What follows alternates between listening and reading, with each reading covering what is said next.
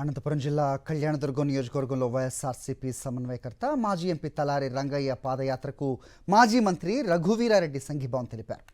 Rural development trust పరిరక్షణ కోసం మాజీ ఎంపీ తలారి రంగయ్య పాదయాత్ర చేపట్టడం అభినందనీయమన్నారు. ఆర్డీటీ స్వచ్ఛంద సంస్థను కాపాడుకునేందుకు రాజకీయాలకు అతీతంగా ఉద్యమాలు చేయాల్సిన అవసరం ఉందని తెలిపారు ఆయన. అందుకే మాజీ ఎంపీ తలారి రంగయ్య పాదయాత్రకు మద్దతు తెలుపుతున్నానని అన్నారు.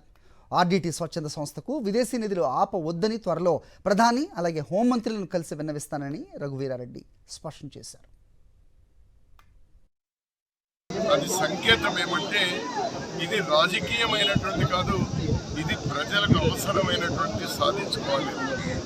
నేను కేంద్ర ప్రభుత్వాన్ని కోరుతా ఉన్నాను, దయచేసి ఆలస్యం మీరు కొంత ఆలస్యం చేస్తే ఇంకో 2-3 మాసాల్లో ఆసుపత్రుల నిర్వహణే ఆగిపోయేటువంటి ప్రమాదం కొంచెం కన్నీరు పర్వమవుతా ఉన్నారు ఇక్కడ పేద మహిళలందరూ కూడా.